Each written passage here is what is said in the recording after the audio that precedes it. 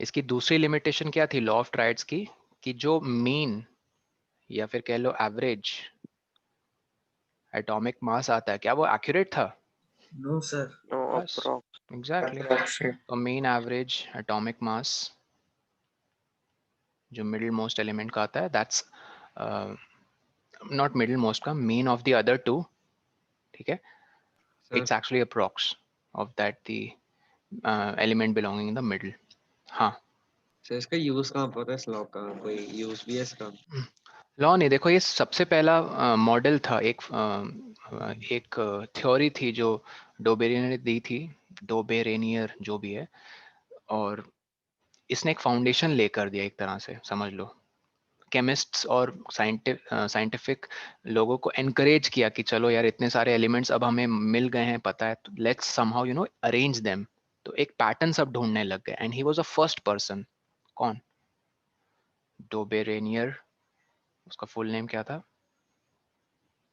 Johan Wolfgang, हीरा, Johan Wolfgang Dobereiner. Sir ये समझिए। सब तो नहीं पूछेंगे ना? नहीं नहीं, ये सब नहीं पूछेंगे, बस लॉ पूछेंगे, लॉ का प्रिंसिपल क्या था, लॉ की कमी क्या थी, और कभी कभी पूछ लेंगे कि ये जो तीन एलिमेंट्स के ग्रुप बना के क्वेश्चन में दे देंगे, क्या ये फॉलो करते हैं लॉ को, तो तुम्हें वो मीन निकाल के कैलकुलेट करना है, ठीक है। और याद रखना ये अप्रॉक्स वैल्यू देता है, एग्जैक्ट नहीं। Next, Newlands law of Octave, ये क्या कहता है? ये ग्रुप ऑफ 8 एलिमेंट्स इसमें कंस्ट्रक्ट किए जाते हैं, and every eighth element yes similar property होती हैज और कह सकते हो show similar properties to that of the eighth element. I mean, every element shows similar chemical and physical properties to that of the eighth element. ठीक है, ये law का basic definition है, न्यूलैंड्स लॉ ऑफ ऑक्टेव का। अब आते हैं कमी में। क्या कमी थी? सबसे बड़ी कमी क्या थी? कि इसने कह दिया कि देर आर ओनली 56 एलिमेंट्स। 56 ना, या 58? कितने थे? Sir, 56. 56। 56। सो न्यूलैंड साइंटिस्ट ने ये एज्यूम कर लिया कि okay there are only 56 elements in the nature. उसने नोबल गैसेस को इग्नोर ही कर दिया था, जबकि ऐसा था नहीं। और हाँ, हाँ सॉरी, सबसे बड़ा फेलियर इसका ये नहीं, ये था, आई मीन ये सेकंड फेलियर था कि 56 एलिमेंट्स एग्जिस्ट करते हैं। सबसे बड़ा फेलियर था कि कैल्शियम एलिमेंट्स के बाद Newlands law of octave it use was नहीं हुआ। Failing, it was failing out. Similar property नहीं आ रही थी। हाँ, वो एवरी एट्थ एलिमेंट, ठीक है, I mean every element in the group of 8 was not showing similar chemical या physical properties to that of the eighth element. कब? आफ्टर कैल्शियम, ठीक है। तो मतलब ये स्मॉल तो नहीं कहेंगे, लाइट एटॉमिक मासेस के एलिमेंट्स के लिए ये फुलफिल होता था, जो हल्के थे, हेवियर साइड में फेल हो जाता था ये, ठीक है। फिर और तीसरी, इसमें तीन कमियां थी। तीसरी कमी में आपको ये दोनों चीजें बतानी कि कुछ कुछ लिस्ट्स में तो उसने दो एलिमेंट्स को एक साथ क्लब करके रखा था, जैसे कोबाल्ट निकल, सीजियम और लैंथेनियम। और इसके साथ साइमल्टेनियसली आपको बोलना है कि कुछ एलिमेंट्स को, दूर जी को। हाँ, एक अलग ही ग्रुप में, आई मीन देखो यहाँ साफ लिखा है, आपको ये लैंग्वेज में लिखना है कि पहले cobalt and nickel are in the same slot, ठीक है, and these are placed in the same column as fluorine, chlorine and bromine. जबकि ये फ्लोरीन, क्लोरीन और ब्रोमीन की प्रॉपर्टीज से काफी अलग प्रॉपर्टीज शो करते हैं। हमें अब पता है ना कि वो हैलोजेंस हैं, fluorine, chlorine, bromine. Cobalt nickel actually में मेटल्स हैं। तो दो कमी समझ में आ गई, एक कि एक स्लॉट में ही उसने दो एलिमेंट्स को प्लेस कर दिया, सेम स्लॉट में दो एलिमेंट्स को, और दूसरा सेम कॉलम में जो एलिमेंट्स प्लेस थे वो डिफरेंट प्रॉपर्टी शो कर रहे थे। क्लियर? सर हेलोजन क्या होता है? हैलोजन 17th ग्रुप को कहते हैं। तो बहुत जल्दी रिएक्ट करते हैं सबसे। इलेक्ट्रोनेगेटिविटी उनकी हाई होती है, लो होती है सबसे? भूल गए? हाई देखो, इलेक्ट्रो पॉजिटिव होते हैं वो। देखो 17th ग्रुप दिख रही है सबको? Fluorine, chlorine, bromine, iodine, acid, हाँ एस्टेंटाइन दिख रही है ना 17th। Yes sir. ये एक इलेक्ट्रॉन लेने की फिराक में रहते हैं हमेशा ताकि नोबल गैस बन जाए। तो इलेक्ट्रॉन गेन करने की टेंडेंसी को क्या कहते हैं, इलेक्ट्रोनेगेटिविटी या इलेक्ट्रोपॉजिटिविटी? इलेक्ट्रोनेगेटिव। ठीक है, they are very electronegative in nature. और सबसे ज्यादा महान इंसान ये है फ्लोरीन, सबसे ज्यादा पूरे पीरियोडिक टेबल में सबसे ज्यादा इलेक्ट्रोनेगेटिव यही है, फ्लोरीन। ठीक है, चलो नेक्स्ट। अब हम यहाँ से शुरू करेंगे। कहाँ गया वो? न्यूलैंड्स लॉ ऑफ ऑक्टेव हो गया था, it was on the page 80। Then moving on, या making order out of chaos. मतलब बहुत भीड़ लग गई है, बहुत सारे एलिमेंट्स नोन है, बट तब भी डोबेरिनियर और न्यूलैंड्स ने जो भी प्रपोजल दिया कि ऐसे करते हैं वैसे करते हैं अरेंज, पहले वाले ने बोला 3-3 के ग्रुप बनाते हैं, दूसरे वाले ने कहा 8-8 के ग्रुप। ठीक है, कुछ कुछ कमियां रह गई, मॉडल सक्सेसफुल नहीं हुआ। अब आया फादर ऑफ, इसे ये भी कहा जाता है is the father of modern periodic table. कौन है भाई? मेंडलीव्स। याद रहेगा, इज द फादर ऑफ, लिखो सब लोग, is the father of modern periodic table. इसने जो पैटर्न सजेस्ट किया वो हमारे मॉडर्न पीरियोडिक टेबल में फॉलो होता है। और वो क्या पैटर्न है? Atomic number. चलो आगे पढ़ते हैं। हाँ okay, sir father of modern periodic table. ठीक है, मॉडर्न पीरियोडिक टेबल की नींव या फाउंडेशन इसी ने रखी, मेंडलीव ने। बाय द वे इसका पूरा नाम था, ये देखो, Dmitri, he is a Russian guy. Russians के ऐसे नाम होते हैं, इवानोविच मेंडलीव। ठीक है, okay, so as you can see, the main credit of classifying elements goes to Mr. Dmitri, a Russian chemist. और एलिमेंट्स फिर arranged on the basis of, पढ़ो किसके बेसिस पे? उनकी फंडामेंटल प्रॉपर्टी, और वो था, एक मिनट सॉरी, एटॉमिक नंबर नहीं, एटॉमिक, हाँ, मास के बेसिस पे। सबसे लाइटेस्ट को पहले रखा, फिर जैसे जैसे हेवियर एलिमेंट्स मिलते गए या फिर सक्सेसिवली हेवी एलिमेंट्स को अरेंज किया इन द असेंडिंग ऑर्डर। ठीक है, ठीक है, yes sir. Okay, moving on.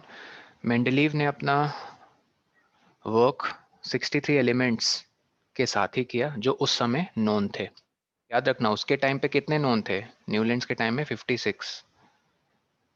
ठीक है, बट आस्ते आस्ते और हाँ बिल्कुल, इसके टाइम में आते आते 63 हो गए थे और डिस्कवर हो गए थे। ठीक है, तो ही एग्जामिन द रिलेशनशिप, उसको पता चला कि जितने भी एलिमेंट्स फाइंड आउट हुए हैं अभी तक, सबके एटॉमिक मास अलग अलग हैं।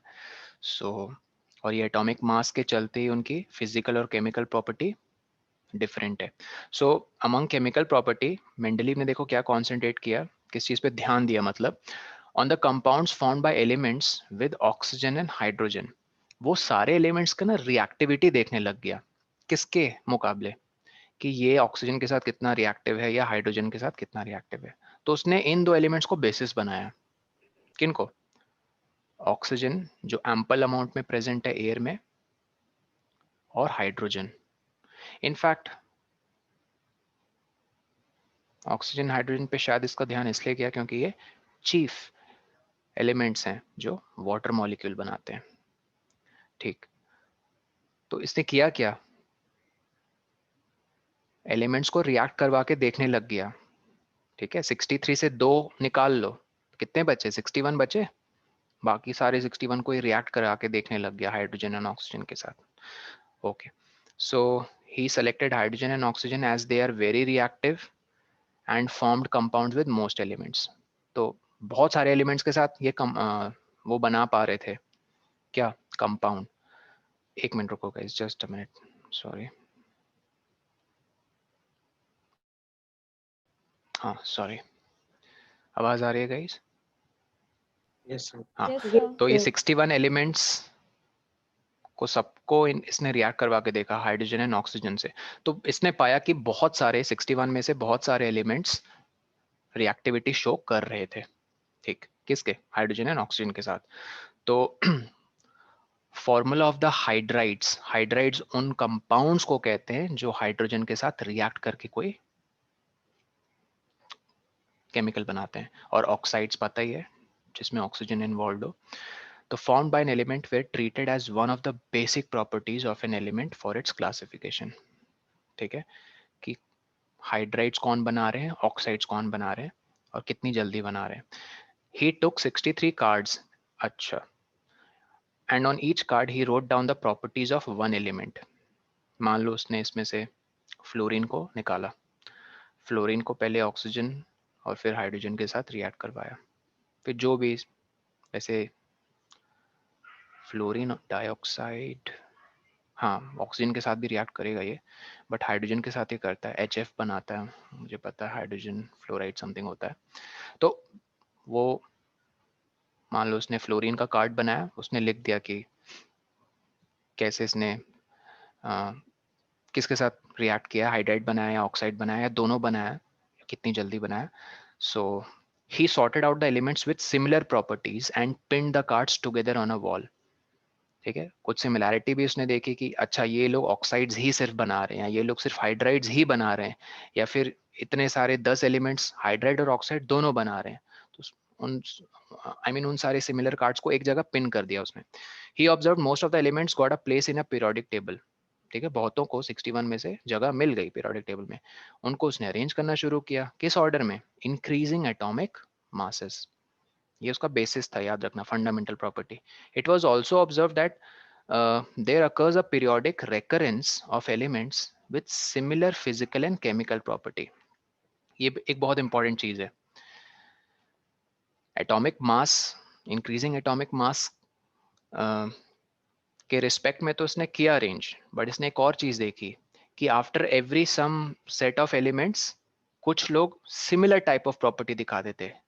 जैसे ये देखो पीरियोडिक टेबल दिख रहा है, ये डेस्कटॉप का, Yes, sir. ठीक है, यहाँ सोडियम को देखो और पोटेशियम को देखो, लिथियम को भी देख लो, जैसे ये तीनों केमिकली सिमिलर है नेचर में।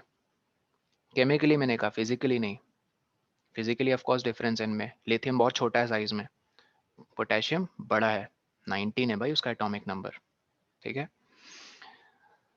तो ये रेकरेंस, रेकरेंस वर्ड पता कहाँ से आया? ये देखो, रीअकर होना। तो वो अपने केमिकल प्रॉपर्टीज एक तरह से सिमिलैरिटी दिखाते थे कुछ 8 या 10 के बाद, इस टाइप से आगे देखेंगे पीरियोडिक टेबल उसने जो बनाया था। तो ऑन दिस बेसिस इसने पीरियोडिक लॉ को फॉर्मुलेट किया।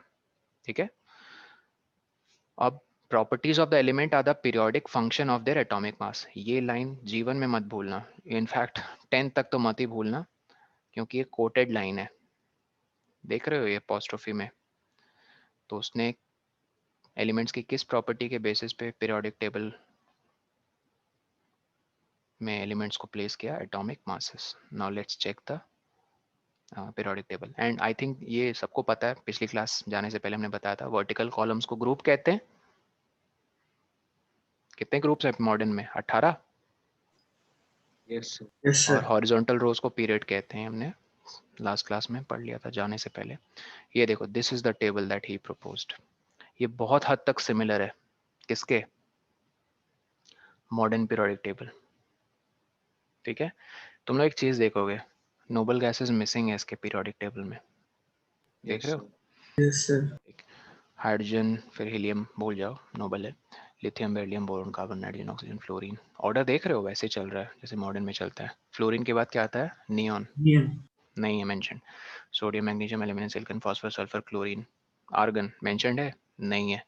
आर्गन के बाद potassium, calcium, scandium, titanium, vanadium, chromium, manganese, iron, cobalt, nickel. ठीक है, कॉपर, जिंक, गैलियम।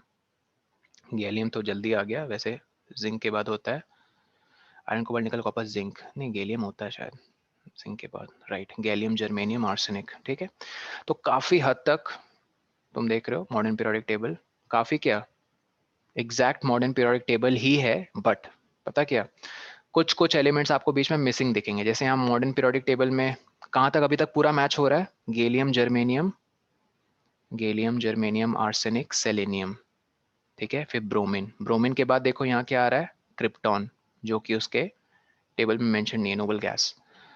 फिर रुबिडियम, ये क्या है, हाँ रुबिडियम, स्ट्रॉन्टियम, यूट्रियम, जिरकोनियम, देखो सब कुछ मैच कर रहा है अभी तक। फिर एनबी, नेबियम, मोलिब्डेनम, फिर टीसी मतलब टेक्टेनियम और ruthenium, rhodium, palladium. Okay, I think almost सारे मैच कर रहे हैं और कुछ मिस नहीं किया इसने, ठीक है। And as you can see कितने सारे ग्रुप्स इसके प्रोपोज टेबल में है, 8, बल्कि मॉडर्न में 18 हैं। और कितने पीरियड्स दिख रहे हैं, 6, जबकि मॉडर्न में कितने, 7. 7। Okay, moving on. अब देखो इसके अचीवमेंट्स की बात करते हैं। जब उसने पीरियोडिक टेबल डेवलप किया तो he had to place an element with a slightly greater atomic mass before an element. oh समझे, कुछ एलिमेंट्स को जो भारी थे उनको पहले प्लेस करना पड़ा इसे, जबकि ये कौन सा स्ट्रिक्ट ऑर्डर फॉलो कर रहा था कि जैसे जैसे जो भारी हल्के भारी हैं। जैसे जैसे भारी मिलते जाएंगे हाँ उनको आगे आगे प्लेस करते जाएंगे। रीजन देखो, स्लाइटली लोअर एटॉमिक मास से पहले भारी वाले को क्यों प्लेस किया, आगे शायद डिस्कस करेंगे लोग। Sequence was inverted so that elements with similar properties could be grouped together. oh मतलब वो सेम ग्रुप में आ जाए, ग्रुप मतलब कॉलम, इसीलिए उसने ये हेरा फेरी की कुछ कुछ जगह, सारी जगह नहीं। ओके ठीक है। और याद रहे सारे 61 एलिमेंट्स को इसने किसके किसके साथ रिएक्ट करवा के देखा, ऑक्सीजन एंड हाइड्रोजन। ऑक्सीजन के साथ रिएक्टिविटी शो करके वो ऑक्साइड बना रहा था और हाइड्रोजन के साथ हाइड्राइड, ठीक है। तो ये चीज आप यहाँ भी देखोगे। R2, इस पे बहुत बार बोर्ड्स पे क्वेश्चन आए तो थोड़ा सावधान हो जाओ, अभी जो डिस्कस हम लोग कर रहे हैं बहुत इंपॉर्टेंट चीज है। चेक दिस आउट गाइस, ये बहुत इंपॉर्टेंट चीज है। फर्स्ट ग्रुप में देखो जितने भी एलिमेंट्स प्लेस्ड हैं वो ऑक्सीजन के साथ रिएक्ट होकर कैसा जनरल कंपाउंड बनाएंगे, R2O। मतलब सर R की जगह कुछ भी लिख सकते हैं फर्स्ट ग्रुप में, हाँ कुछ भी। मतलब सर अगर हम K लिख देंगे तो R की जगह अगर K लिखेंगे तो फॉर्मूला K2O होगा, हाँ। अगर हाइड्रोजन लिखोगे तो H2O, हाँ। सीजियम लो H2O, समझे। तो R is just a any general element. और हाइड्राइड्स वो कैसे बनाते हैं, RH, ठीक है। तो इसका एक ट्रिक है, इसको नोट कर लो, ये बहुत इंपॉर्टेंट चीज है, ध्यान से सुनना इस चीज को कि तुम्हें जनरल सबके याद रखने में मदद कैसे होगी। देखो फर्स्ट ग्रुप, एक चीज आई थिंक सबको पता है, ऑक्सीजन की कितनी वैलेंसी है, 2, 2. ठीक है। और हाइड्रोजन की वैलेंसी है 1, 1. ठीक। R2O, ठीक है। मतलब फर्स्ट ग्रुप में जितने भी एलिमेंट्स है पता क्या वैलेंसी शो कर रहे हैं कि R2O 1 बन रहा है, हाँ। R2O तभी बनेगा जब ये 1 होगा। मतलब सर फर्स्ट ग्रुप में एलिमेंट 1 वैलेंसी शो कर रहा है तभी तो R2O बना। सेकेंड ग्रुप में एलिमेंट 2 वैलेंसी शो कर रहा है तभी तो RO बना, 2 कैंसिल हो गए, राइट। Yes, sir. थर्ड में कैसे, थर्ड में देखो कैसी वैलेंसी शो कर रहा है, R 3 ऑक्साइड 3। फोर्थ में 4. 4, चेक दिस आउट, RO2 लिखा है, इसका मतलब R अगर 4 शो करेगा, O तो फिक्स है, O2 शो करेगा। क्रिस क्रॉस करोगे तो R2O4, कैंसिल नहीं करोगे एक बार, 2 1 2 2 सर। तो पैटर्न दिखा सबको, फिफ्थ ग्रुप में फिफ्थ, फोर्थ में 4, थर्ड में थर्ड, 2 में 2, 1 में 1। सिक्स्थ में अब थोड़ा देखो, 6 में जब आ जाओगे तो 8 - 6 ऐसे करना। ये एक मिनट रुको, 6 2, नहीं नहीं नहीं, इसमें 3 मतलब इसमें भी 6 शो कर रहा है। ओके 6 वैलेंसी कैसे शो कर सकते हैं यार, जस्ट अ मिनट। RO3 वैसे मॉडर्न में ऑक्सीजन कहाँ प्लेस्ड है, 16th।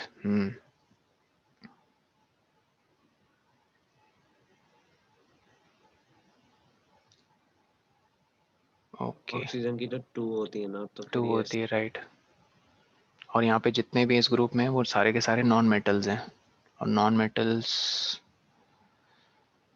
सल्फर तो यार करता है 6 वैलेंसी शो, आई रिमेम्बर।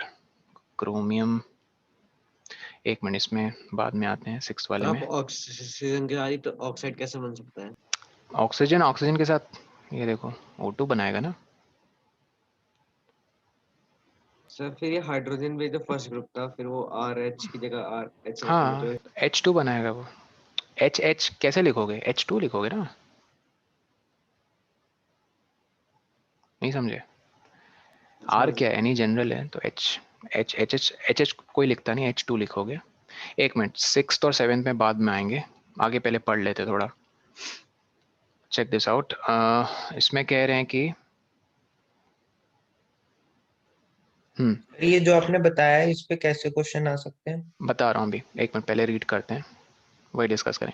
तो instead of looking upon these gap defects, अच्छा कुछ गैप डिफेक्ट्स थे, जैसे फॉर एग्जांपल कोबाल्ट जिसका एटॉमिक मास है 58.9 अपीयर्ड बिफोर निकल।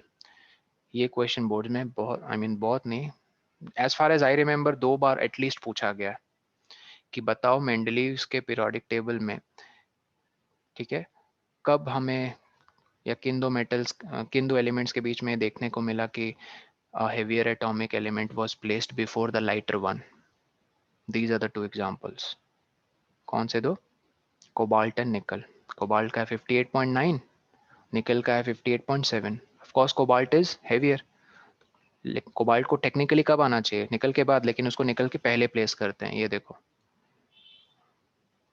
निकल ये रहा, कोबाल्ट ये रहा, देखा। आगे पढ़ो फिर। और इसने कुछ गैप्स भी छोड़ दिए थे, ये इसकी अच्छी बात थी। वो गैप्स पीरियड इसके लिए थे, नोबल गैसेस। तो instead of looking upon these gaps as defects, उसने उसको डिफेक्ट की तरह नहीं माना, उसने बोल्डली प्रेडिक्ट कर दिया कि पक्का इस गैप में कुछ ऐसे एलिमेंट्स एग्जिस्ट करते हैं जो अभी तक डिस्कवर नहीं हुए हैं, एंड ही वाज राइट। ठीक है, तो इसकी बहुत ही बोल्ड प्रेडिक्शन थी, समझ रहे हो। Yes sir. कल को मैं प्रेडिक्ट कर दूं कि तुम्हें 1 लाख रुपीज लॉटरी लगेगी और सच में मिल गई, तो एटलीस्ट मुझे तो कुछ बताओगे ना, सर आपकी बात सच हो गई, कुछ तो रिलेट करोगे ना, आई मीन मेरी प्रेडिक्शन से, अगर वो सच में सच हो गया तो।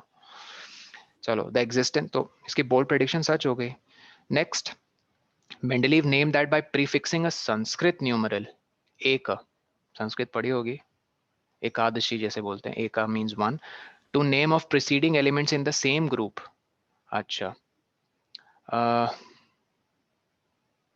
ये देखो इसमें मेंशन तो नहीं है टेबल में,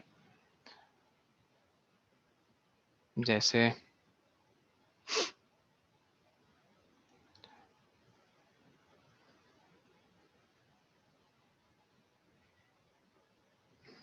एक मिनट,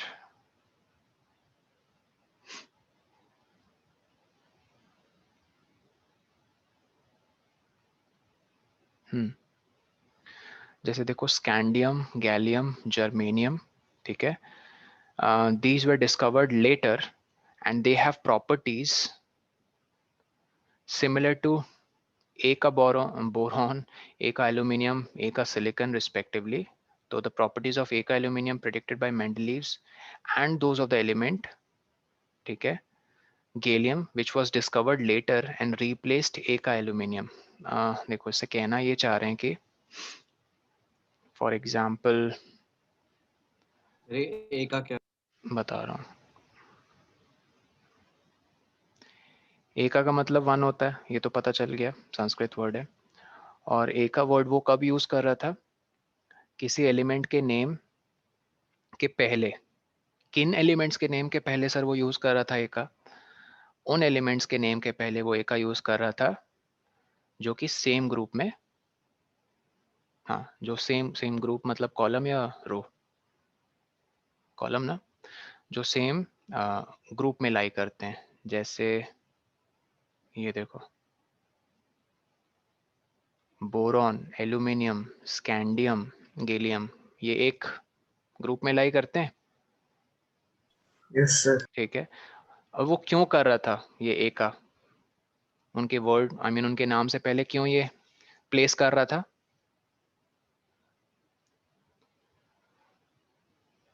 बताओ।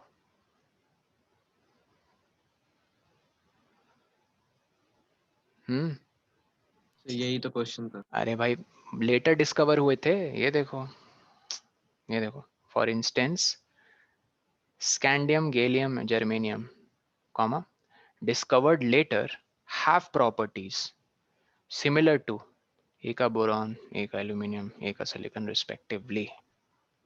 समझे?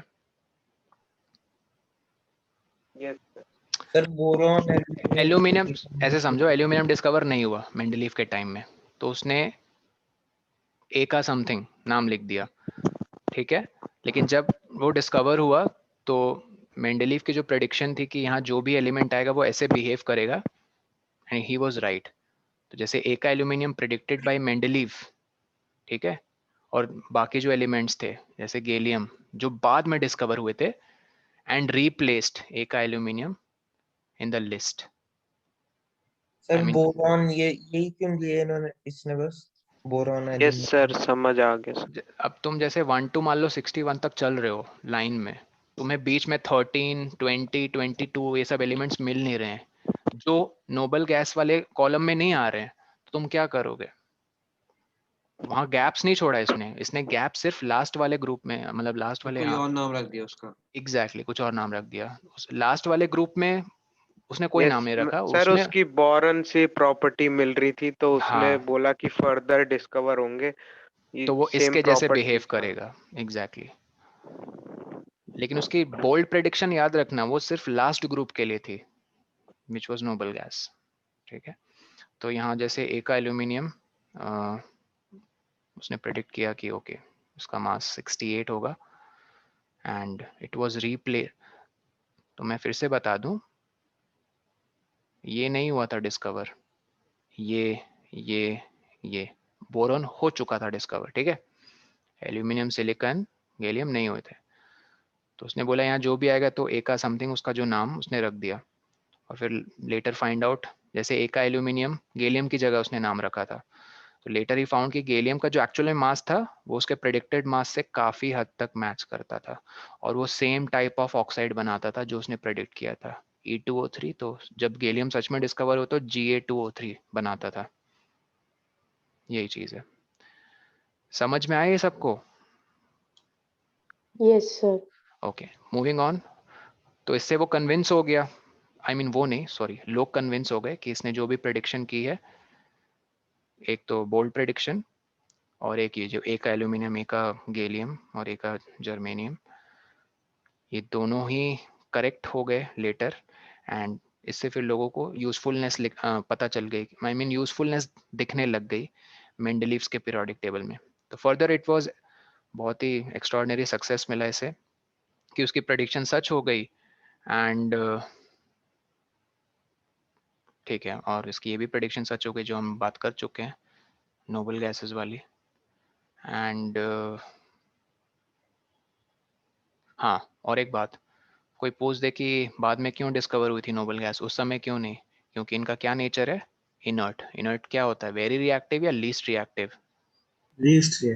ठीक है, they are least reactive because their octets are full, इसलिए उस समय डिस्कवर नहीं हुई थी, क्योंकि आई मीन टेक्नोलॉजी नहीं थी इन इनर्ट ने इनर्ट एलिमेंट्स को डिटेक्ट करना। इनर्ट मतलब शांत, वो लड़की बहुत इनर्ट है नेचर में, वो लड़का बहुत इनर्ट है, मतलब अपने से अपने काम मतलब रखते हैं, मतलब उस टाइप से, बहुत शांत, ज़्यादा मतलब हलचल नहीं है टाइप से, उस टाइप से। मतलब कम इंटरेक्शन टाइप से। तो one of the strength of Mendeleev's periodic table was that when these gases were discovered, noble gases, he could be, अच्छा तो उसने जो ब्लैंक स्पेसेस छोड़े थे वहां फेल हो गए। तो क्या कोई ऑर्डर चेंज करना पड़ा उसके टेबल में? नहीं, ठीक है, क्योंकि इसने ब्लैंक स्पेसेस पहले छोड़ दिए थे। अब देखो कमी क्या थी, limitations. Electronic configuration of hydrogen resembles that of alkali metals. Alkali metals क्या है? ये देखो, फर्स्ट ग्रुप, नाम याद रख लो, लिख ही लो कॉपी में, first group elements are known as alkali metals। लिखो जल्दी, फर्स्ट ग्रुप एग्जाम्पल भी लिख लो, lithium, sodium, potassium etcetera. Spelling है ALKALI। First group elements are known as alkali elements, sorry first group elements, हाँ, या alkali ग्रुप, अगर कोई ग्रुप का नाम पूछ दे। सेकेंड ग्रुप लिखो फिर, second group elements are known as alkaline. Spelling पता है अल्कालाइन की? Yes, sir. ठीक है, लिखो सर अल्कालाइन, फर्स्ट क्या था? Alkali metals. Okay sir. Second का लिखो alkaline earth metals, alkaline earth metals. Example जरूर लिख लेना, बेरिलियम, मैग्नीशियम, कैल्शियम एटसेट्रा। ये दो नाम पता होने चाहिए आपको, अल्कली, सर इन्हें अर्थ मेटल क्यों कहते हैं? अल्कालाइन अर्थ मेटल्स, बताता हूँ, ये लिख लिया। अर्थ से बहुत ज़्यादा क्वांटिटी में पाए जाते हैं मैग्नीशियम, कैल्शियम, ठीक है, मतलब जब बोरिंग होती है ना, ओर्स इनकी जो निकलती है, ये भी पाए जाते हैं बट ये कम क्वांटिटी में, और ये काफ़ी ज़्यादा रिएक्टिव स्टेट में पाए जाते हैं।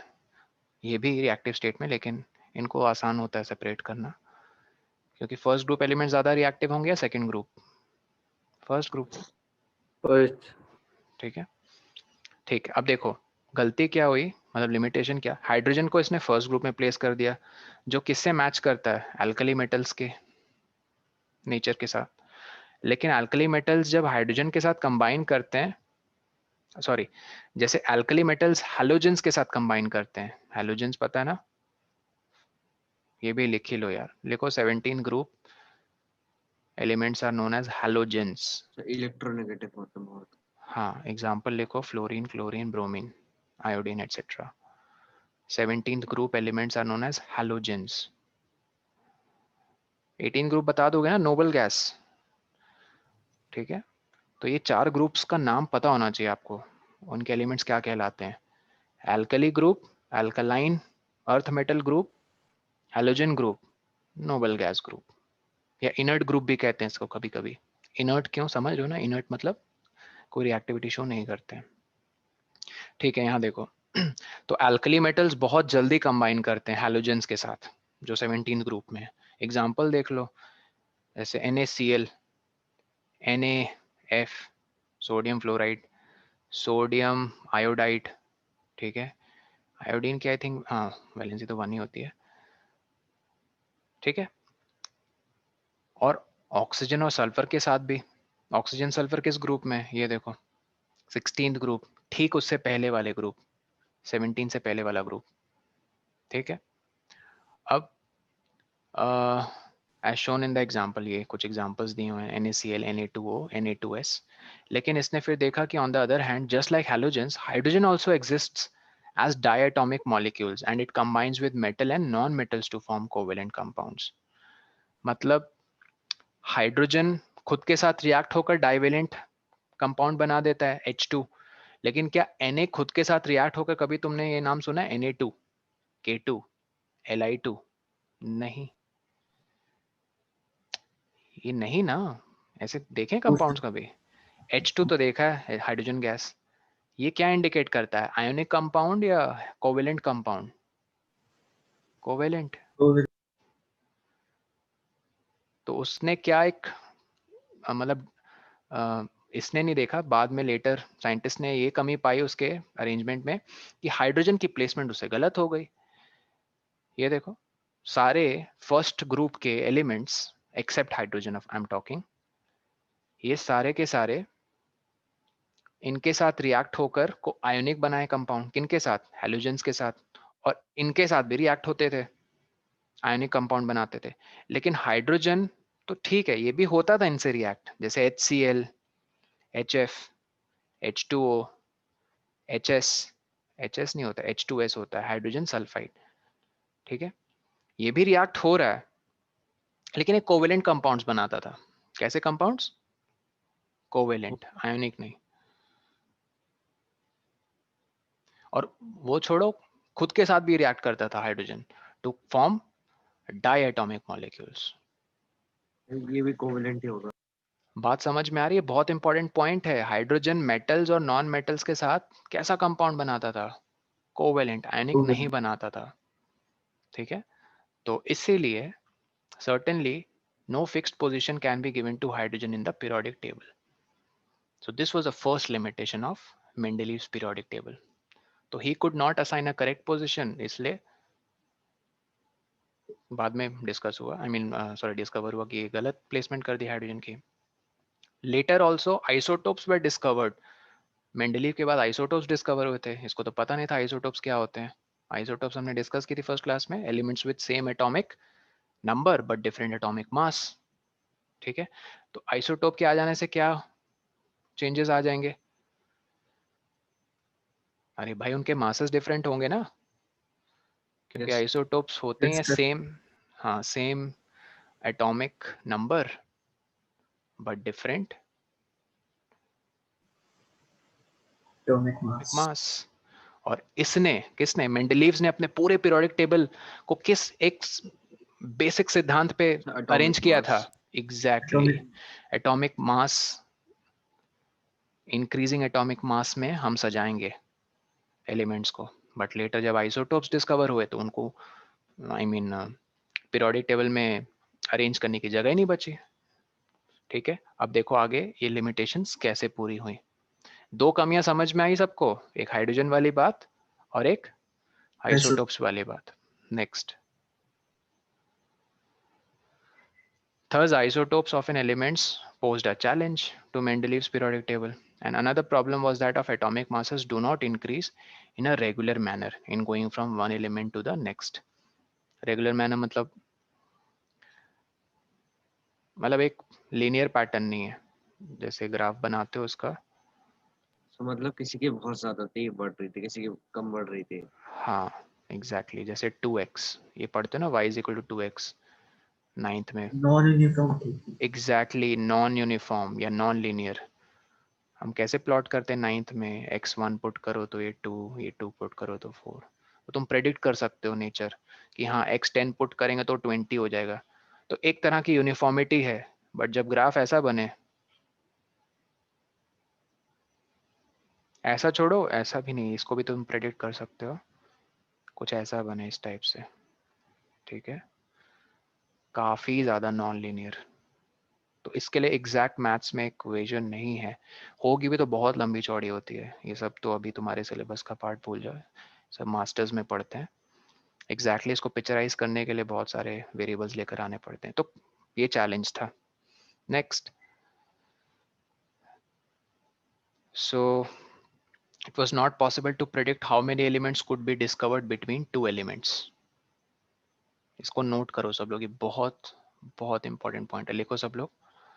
ड्यू टू, लिखो, due to irregular, due to irregular increase of atomic masses between any two elements,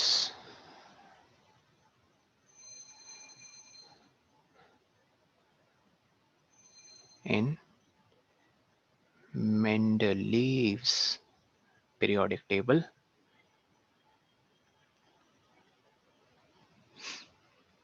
शुरुआत कहाँ से हुई है? Due to. ठीक है, ड्यू टू इरेगुलर, से प्लीज अंडरलाइन कर लेना, irregular increase of atomic mass, comma, it was a challenge predict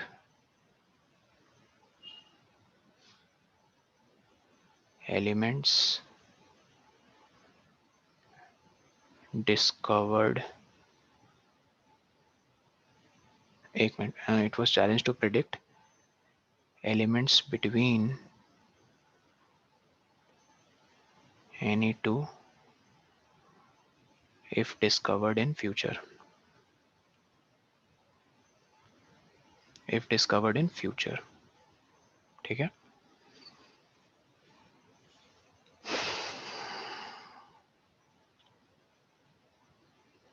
Yes, ये sir. ये एक बहुत बड़ी कमी थी मेंडलीव्स की, ये भी पीरियोडिक टेबल की, क्योंकि आप जैसे जैसे आगे बढ़ते जाओगे ना पीरियोडिक टेबल में, तो आपको बहुत बड़े बड़े गैप्स मिलते जाएंगे.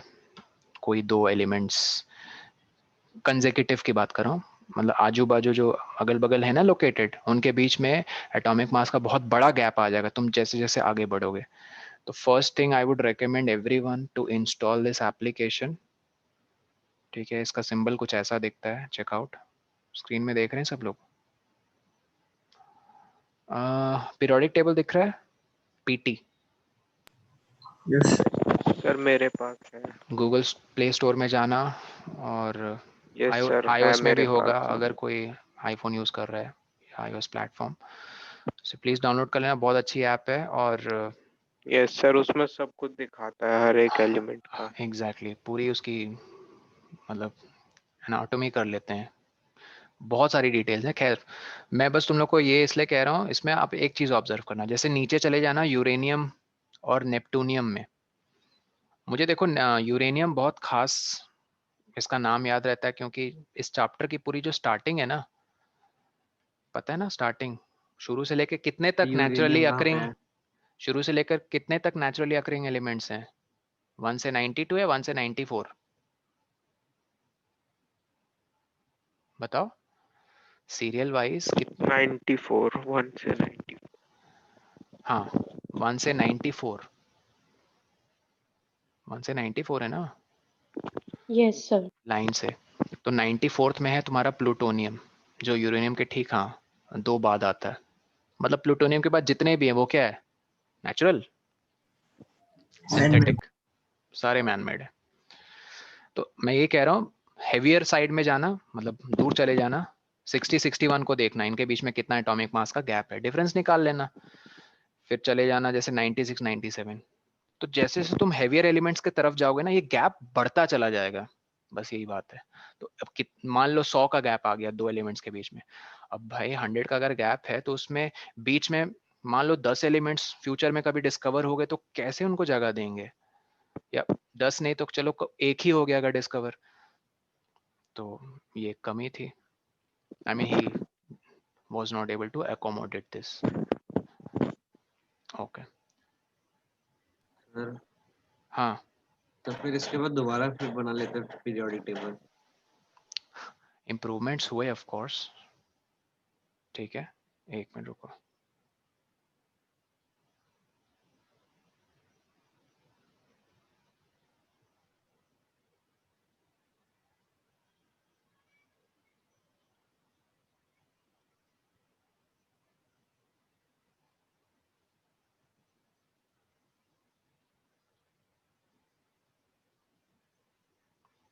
ठीक है, सॉरी. ओके, आई थिंक यहाँ तक क्लियर है सबको. ठीक Yes, है, sir. अपना प्लीज होमवर्क नोट करो. 5.3 से लेकर आपको यहाँ तक रीड करना है. मैं अब सीधा लास्ट में जा रहा हूँ ट्रेंड समझाने, वो बहुत इंटरेस्टिंग पार्ट है. इसका ये मतलब नहीं I am leaving this, I will also come back to this. एक और क्लास लगेगी गाइस, जिसमें हम एग्जाम्पलर और एनसीईआरटी के क्वेश्चंस करेंगे. तो आपको रीड क्या करना है, नोट कर लो. 5.3 page number 85. Look at this modern periodic table. It's just a modern periodic table in page 86 that you see many a times during this class, जो मेरा डेस्कटॉप का वॉलपेपर है. आपको यहाँ तक रीड करना है बस. बट बीच में एक एक्टिविटी भी है, उसको हल्के में मत लेना. ये देखो, ये एक्टिविटी 5.3. मेरा मेन फोकस रहेगा तुमने इस एक्टिविटी और इस पैराग्राफ से क्या सीखा. ठीक है, so just this is a reading part for your next class as homework. Let's come back here. अब जो मॉडर्न पीरियोडिक टेबल में एलिमेंट्स को प्लेस किया गया, सबको पता है 18 ग्रुप और 7 पीरियड्स हैं, groups horizontal sorry groups columns हैं और पीरियड्स रो हैं। एंड वील ऑल्सो सी कि वैलेंस इलेक्ट्रॉन्स किनके सेम होते हैं, जल्दी बताओ। वो एलिमेंट्स जो सेम कॉलम में होते हैं, वो एलिमेंट्स जो सेम रो में होते हैं, जल्दी। कॉलम कॉलम ए कॉलम मत बोलो, ग्रुप कहो, ठीक है।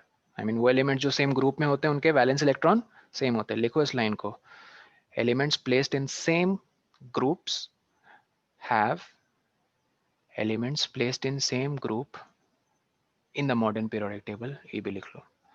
सर रो वालों को क्या बोलते पीरियड बोलते हैं, रो मत बोलो, रो कॉलम, ग्रुप पीरियड बोलो। देखो elements placed in the same column, अरे यार group same group in the modern periodic table have, ये देखो same number of valence electrons, लिख लिया। एग्जाम्पल्स प्लीज दे देना, फर्स्ट ग्रुप को पकड़ के जैसे एग्जाम्पल दे दिया, लिथियम सोडियम पोटेशियम, सब के सब क्या वैलेंस इलेक्ट्रॉन शो करते हैं, मतलब कितने वैलेंस इलेक्ट्रॉन्स होते हैं उनके, 1। लिथियम सोडियम पोटेशियम 1 है ना उनके, यस सर वैलेंसी 1 शो करते हैं। हैलोजेंस की अगर बात करो, उनकी भी वैलेंसी क्या है, 1। लेकिन सर अब क्वेश्चन आता बोर्ड्स में जैसे, उनके तो वैलेंस इलेक्ट्रॉन 7 है, 7 है। तो इलेक्ट्रो पॉजिटिव है हाँ नहीं नहीं, तो आंसर नेगेटिव। आंसर ये नहीं है इलेक्ट्रो पॉजिटिव इलेक्ट्रो नेगेटिव। जब भी याद रखो अब 1 2 3 4 5 6 7 8 8 से माइनस हो जाएगा। एग्जैक्टली हार्दिक, वेरी गुड। अगर 8 वैलेंस इलेक्ट्रॉन्स है, सबको पता है नेचर क्या है, नोबल गैस। 1 वैलेंस इलेक्ट्रॉन्स है, क्या नेचर है, एल्कली मेटल। 2 है एल्कलाइन। Alkaline earth metal.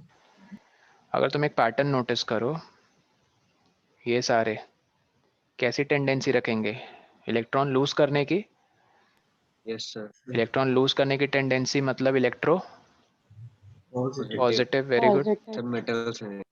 ये सारे के सारे मेटल्स हैं। और इनका देखो जरा पैटर्न, ये नॉन इनके मेटल है। लिख लेना, इनकी टेंडेंसी इलेक्ट्रॉन गेन करने की है and they are electronegative. Negative sir what about 4 sir, तो metalloid covalent bond. Exactly, in fact they exhibit मतलब show properties or characteristics both of metal as well as non-metal, hence they are called metalloids। तो मतलब sir ये ionic bond और covalent bond दोनों बनाते हैं, जी हाँ ये दोनों बनाते हैं, डिपेंड करता है तुम इसको किसके साथ रिएक्ट करवा रहे हो। ध्यान से सुन लो, ये कोई टीचर तुम्हें बताएगा नहीं।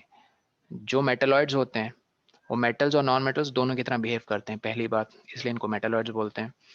दूसरी बात, टाइम आने पे आयनिक बॉन्ड भी बनाते हैं, बट मोस्टली ये कोवेलेंट बॉन्ड्स बनाते हैं। बहुत एनर्जी चाहिए होती है ना आयनिक के हाँ लिए। आयनिक के लिए बहुत नहीं, बट बनाते हैं, इसका ये मतलब नहीं बनाते हैं। तो आप क्या बोलोगे मेटलॉइड्स की, सर क्या टेंडेंसी है, mostly they prefer sharing electrons, hence they form covalent bonds, but exceptionally they also form ionic bonds। exceptionally मतलब कुछ कुछ केसेस में वो आयनिक बॉन्ड्स भी बनाते हैं। तो जब भी वैलेंसी की बात है 5 6 7 के लिए हमेशा 8 माइनस कर दो, जो हार दिखने का, x must be greater than 4 but less than 8, तब तुम 8 माइनस एक्स वाला फॉर्म लगा रहे हो। इसमें तो यार डायरेक्ट वैलेंसी पता चल रही है ना, 1 2 3 तो वही है वैलेंसी 1 2 3, ठीक है। Yes sir. यस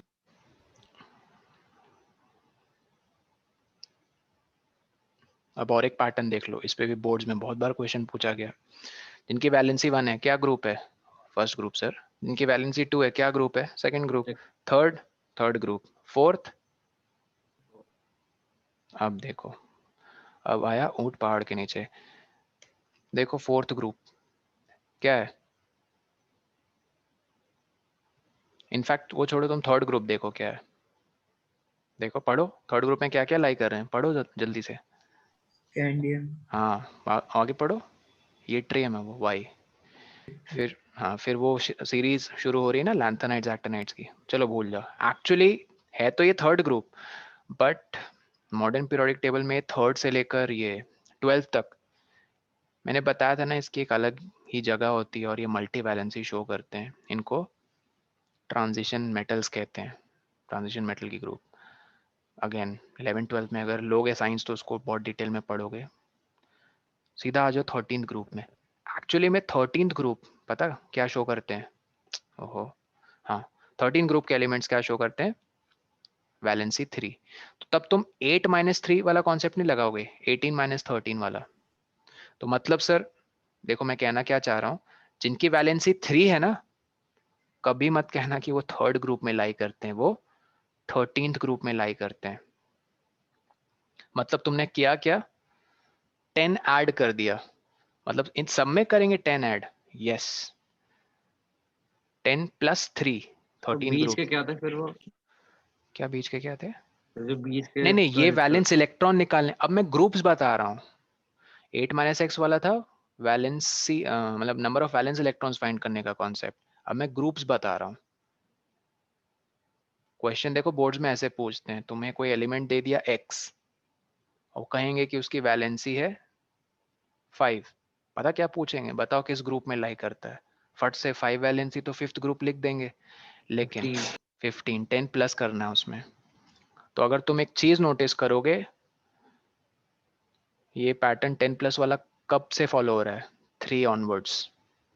समझ में आई ये बात सबको? आगे बढ़े। सर हाँ बोलो। सर थर्ड से 12th ग्रुप वाले थे, उनको क्या कहते हैं?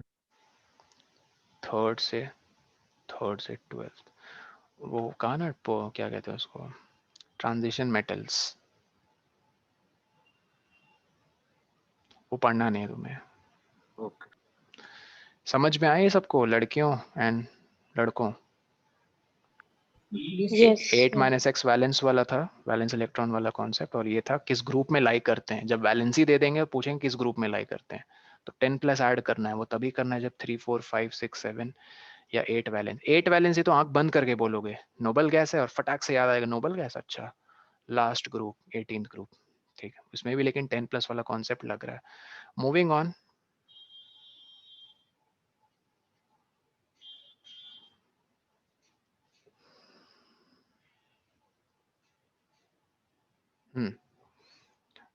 तो identical outermost electronic configuration उन्हीं एलिमेंट्स की होगी जो सेम ग्रुप में लाई करेंगे, क्योंकि आउटर मोस्ट शेल में ही तो वैलेंस इलेक्ट्रॉन्स होते हैं, राइट? ओके। लेकिन एक बात और है, ध्यान से, एक एक लाइन इसकी बहुत इंपॉर्टेंट है, बोर्ड्स पे क्वेश्चन बन जाते हैं। उन्होंने कहा है कि सेम ग्रुप में नीचे तो हम जा रहे हैं, जब नीचे जा रहे हैं ठीक है, आउटर मोस्ट इलेक्ट्रॉन्स सेम है सबके, लेकिन नंबर ऑफ शेल्स बढ़ जाते हैं। सर कैसे? Check this out.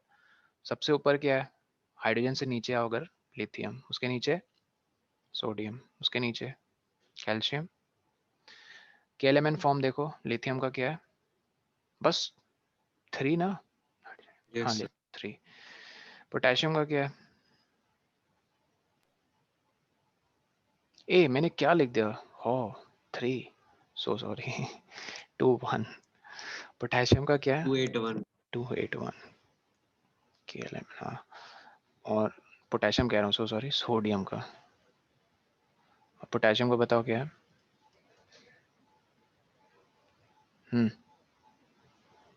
सर 2881। 881 क्यों बोला आयुष तुमने? 8,1 बोला करो, ठीक है? यूजुअली बच्चे इसको 9 बोलते हैं, ठीक है? एक्चुअली में 9 है, बट उस 9 को हम 8,1 पता क्यों लिखते हैं? क्योंकि हम उस 9 में भी ना ऑक्टेट देखना चाहते हैं कि 8 की ग्रुप। तो एन वाला कहाँ क्या शेल जो होता है KLM अरे ये 1 n में जाएगा ना? नहीं अरे भाई इतनी जल्दी मत बोलो। एम शेल की फुल कैपेसिटी क्या होती है? 32। भूल गए इतनी जल्दी? 28 नहीं, सो सॉरी 32 नहीं, 18। तो इस पे तो अभी 9 ही फिल हुए हैं, और 9 आ सकते हैं। नहीं समझे? यस सर आ गया। 2 8 18 32 तो फिर 9 लिखो ना, 8 1 क्यों लिखो? वही मैं कह रहा हूँ, 9 लिखते हैं यूजुअली सारे बच्चे, बट हम, चलो याद ही रखना तुम लोग 8,1 इसे लिखो। क्यों? इसका आंसर मुझे कौन बताएगा? कौन, किसे याद है पिछले साल मैंने ये चीज बताई थी? 9th की पढ़ाई की थी ना तुमने, आदित्य आर्यन? मैंने बताया था Yes, इसका sir. रीजन क्लास में। बताओ क्यों लिखते हैं, इफ यू रिमेम्बर। और कौन है भाई पिछले साल से? सनी, सनी नहीं, वो तो सागर सर की बैच में था। I don't know if sir ने बताया। इफ एनीवन हु रिमेम्बर्स बताओ। 9th में इसका रीजन है, 9th क्लास में पढ़ते हैं। बताओ इसको 9 क्या चीज सर? की एम शेल में हम ऐसे क्यों लिखते हैं 8,1? वो और ऑक्टेट सर 1 दिखता है वो इसलिए। जब रिएक्ट होगा तब चला जाएगा। और दूसरी बात कि KLMN जो इलेक्ट्रॉनिक कॉन्फ़िगरेशन वाला मॉडल है, ये क्यों फेल हो जाता है हायर एलिमेंट्स के लिए? बाय द वे प्रपोज किसने किया था KLMN फॉर्म, पता है तुम्हें? वो साइंटिस्ट नो का सर। नाम? Bore exactly, Niels Bohr, very good. ठीक है, बोर एंड बरी, कुछ दो साइंटिस्ट ने मिलके। KLMN फॉर्म याद रखना, ये सिर्फ लाइटर एलिमेंट्स के लिए ही सक्सेसफुल है। कब, कहाँ तक सर? सर कैल्शियम तक। फिर वो फॉर्मूला अप्लाई होने लग जाता है। SPDF, जो तुम्हें अभी नहीं 11th में पढ़ना है। उससे आगे की स्क्वायर वैलेंसी कैसे वाला। निकालेंगे? SPDF ना, वही मैं कह रहा हूँ। KLM याद स्क्वायर रखना, वाला। KLM, हाँ KLMN की एक बहुत बड़ी कमी है क्या? KLMN इलेक्ट्रॉनिक, खैर ये पूछेंगे नहीं तुमसे, नहीं पूछ सकते हैं, आई थिंक 10th में है ये। याद रखो KLMN form electronic configuration is only able to successfully display or show valency of elements up to calcium। उसके आगे थोड़ा फेलियर इसका शुरू हो जाता है। हैवी एलिमेंट्स के लिए तो बुरी तरह फेल कर जाएगा ये। तुम चाहोगे कि प्लूटोनियम या गोल्ड कॉपर का निकालो वैलेंसी, तुम्हें पता है, हमें पता है गोल्ड की कितनी होती है, सॉरी सिल्वर की क्या होती है वैलेंसी? 2 या 1? तो सोच के बोलो। सिल्वर क्लोराइड फॉर्मूला याद है किसी को? कम ऑन, 1 होती है सिल्वर शायद क्लोराइड से। Photo decomposition reaction, first chapter. 1 AgCl याद आया? GCL। हाँ, गोल्ड की 2 तो तुम चाहोगे ना अगर KLMN फॉर्म से इसकी वैलेंसी 1 निकालना, बहुत बुरी तरह फेल हो जाओगे। I mean this is not the right procedure. खैर, मूविंग ऑन। सो हाँ देखो, मैं ये कहना चाह रहा था, जैसे जैसे तुम नीचे आ रहे हो, आउटर मोस्ट शेल तो सबकी सेम है। I mean ignore me, potassium की नहीं है of course, as you can see 9। Again वही बात आ गई, KLMN is, I mean KLMN electronic way is not sir successful in showing the uh, you know outermost electrons for heavier elements। ठीक है, actually में outer most electrons कितने होते हैं के एक्चुअली में 1 होता है, 9 नहीं होते हैं। ठीक है, KLMN बता रहा है 9, बट एक्चुअली में 1 होता है, ये SPDF से पता चलता है। देखो अब मेन बात ये कहना चाह रहा हूँ, जैसे जैसे नीचे जा रहे हो outer most shell configuration same दिख रही है, but number of shells increase नहीं हो रहे हैं। इसके यस टोटल सर। शेल्स 2 हैं, इसके 3 हैं, इसके 3 हैं सर, नहीं इसके एक्चुअली SPDF से जाओगे तो 4 है। ठीक है, अगेन मुझे बार बार बोलना अच्छा नहीं लग रहा है, बट ये हकीकत है। KLMN फेल हो जाता है बहुत बुरी तरह। आर्गन तो आर्गन सिखा के क्यों रहे बाद, हैं फिर? सर मुझे समझ नहीं आया ये। आर्गन के बाद ही फेलियर शुरू हो जाती है। मैं ये कह रहा हूँ कि KLMN form is not successful in representing the outermost electrons in heavier elements, or so to speak very precisely elements after argon। argon noble gas है, 18 है ना उसकी, क्या कहते हैं? सर आउटर मोस्ट में तो 8 सर ही अच्छा रहते हैं ना। किसने कहा? सबके थोड़ी 8 होते हैं, सबके 8 सर हो जाएंगे तो सब सर संत बन आउटर जाएंगे। ऑप्टिक मोस्ट पूरा में तो करना पड़ता है। हमेशा 8 होता, मतलब सर मतलब 8 या 8 से कम, हाँ ऐसे कहो ना। मैक्सिमम 8 हो सकते हैं। तो 9th में पढ़ा था सर ये, तो हाँ, लास्ट वाले में 8 ही होंगे। सबके हाँ नहीं सर। होते ना, वही पर बात है। ये वाला 8, हाँ मैक्सिमम 8 हो सकते हैं। एग्जैक्टली, मैक्सिमम 8 हो सकते हैं। अगर सबके 8 हो गए, सब तो संत बन जाएंगे, कोई रिएक्ट ही नहीं करना चाहेगा, राइट? तो पॉइंट ये है कि KLMN, इसलिए मैं कह रहा हूँ फेल हो जाता है, याद रखना। तो बस आपको इस पॉइंट पे मैं ये पूरी बात मैं बता रहा हूँ, इस पॉइंट पे क्वेश्चन बन सकता है बोर्ड्स में कि जैसे तुम नीचे जाते हो किस में, along the group, same group में क्या सेम रहेगा, outer most number of electrons, लेकिन क्या बढ़ेगा, number of shells number of shells बढ़ेंगे। ये देखो यहाँ लिखा था, कहाँ गया, हाँ ये देखो। एटॉमिक मास भी बढ़ेगा फिर तो। ऑफ कोर्स एटॉमिक मास तो यही पिछले क्लास में हमने डिस्कस किया था, एटॉमिक मास ज्यादा तेजी से अलोंग द ग्रुप बढ़ेगा या along the row, sorry along the period, along the group, almost बहुत ज्यादा आई मीन तेजी से बढ़ेगा।